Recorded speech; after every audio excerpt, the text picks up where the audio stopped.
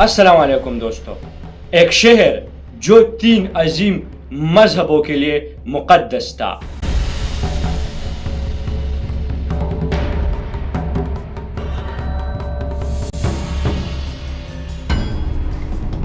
ایک شہر جہاں ہر پتھر تاریخ سناتا ہے. اور پھر ایک دن دنیا کی سب سے بڑی طاقت بازنطین امپائر کے دروازے پر اسلام کا پرچم لہرا گیا. اللہ اکبر اللہ اکبر. لیکن سب سے حیران کرنے والی بات جنگ نہیں تھی. حیرانی والی بات یہ تھی کہ اس شہر کو فتح کرنے والا حکمران سونا، gold, all this gold. لشکر اور شاہی پروٹوکول کے بغیر آیا. اس حکمران کا نام تھا حضرت عمر رضی اللہ عنہ.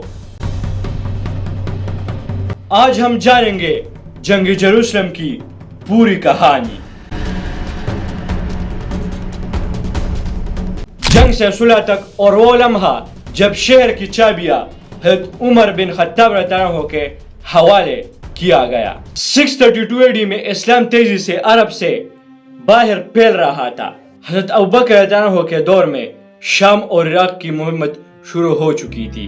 اور پھر جب حضرت عمر بن خطاب رضی اللہ عنہ خلیفہ بنے تو مسلمانوں نے بازنطین امپائر اور پرشین امپائر دونوں کو چیلنج کرنا شروع کر دیا. 636 AD میں جنگ یرموک ہوئی. یہ وہ جنگ تھی جس نے رومن بازنطین قوت کو سیریا سے لگ بھگ ختم کر دیا. یرموک کے بعد راستہ سیدھا کھل گیا جیروسلم کی طرف. جیروسلم صرف ایک شہر نہیں تھا بلکہ یہ 3 مذہبوں کا مرکز تھا، یعنی اسلام، کرسچینٹی اور جوڈیزم یعنی یہودی.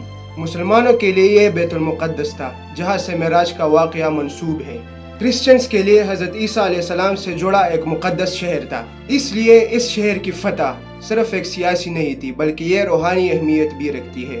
یرموک کے بعد مسلمانوں نے فلسطین کا رخ کیا اور اس مہم کی قیادت حضرت ابو عبیدہ ابن الجراح رضی اللہ تعالیٰ عنہ کر رہے تھے. ان کے ساتھ عظیم کمانڈرز بھی موجود تھے جیسے حضرت خالد بن ولید رضی اللہ عنہ، حضرت عمر بن العاص رضی اللہ تعالیٰ عنہ، حضرت یزید ابن ابی سفیان رضی اللہ تعالیٰ عنہ. جیروسلم مضبوط دیواروں اور بازنطین فوج سے گھرا ہوا تھا. مسلم آرمی نے شہر کا سیج یعنی محاصرہ کر لیا. اندر کے لوگوں کو ریئلائز ہوا کہ اب بازنطین آرمی ہمارے کوئی ہیلپ نہیں کر سکتا. جیروسلم کا کرسچن لیڈر تھا پیٹریارک سوفرونیس، جس نے سرنڈر کرنے کا فیصلہ کر لیا لیکن ایک کنڈیشن پر. اس نے کہا میں شہر کی چابیاں صرف مسلمانوں کے خلیفہ کو دوں گا یعنی حضرت عمر فاروق رضی اللہ تعالیٰ عنہ. یہ بات مدینہ پہنچی اور پھر یہی سے تاریخ کا عظیم سفر شروع ہوا. حضرت عمر رضی اللہ عنہ بادشاہوں کی طرح نہیں نکلے. نہ ہزاروں سپاہی، نہ شاہی قافلہ،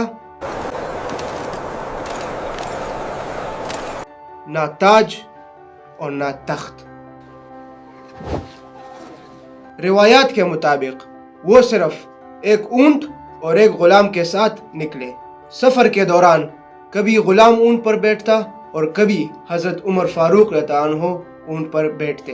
جب وہ لوگ وہاں پر پہنچے تو حضرت عمر فاروق رضی اللہ عنہ پیدل چل رہے تھے اور غلام اونٹنی پہ سوار تھا. رومن لوگ حیران رہ گئے کہ دنیا کی ابھرتی ہوئی سپر پاور کا ایک حکمران اتنی سادگی سے آیا ہے.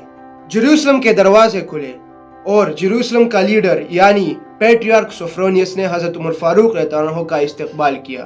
پھر اس نے شہر کی چابیاں حضرت عمر فاروق رضی اللہ عنہ کے حوالے کی اور یہ ایک بہت بڑا مومنٹ تھا. 637 کامن ایرا میں آفیشلی جیروسلم مسلمانوں کے کنٹرول میں آ گیا. سب سے عظیم سین یہ آتا ہے جب پیٹریارک نے خود حضرت عمر فاروق رضی اللہ عنہ کو دا ہولی چرچ آف سپولکر میں نماز ادا کرنے کی دعوت دی.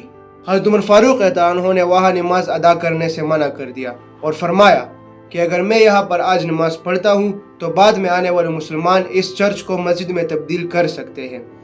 اس لیے انہوں نے وہاں پر نماز ادا نہیں کی اور باہر ادا کر دی.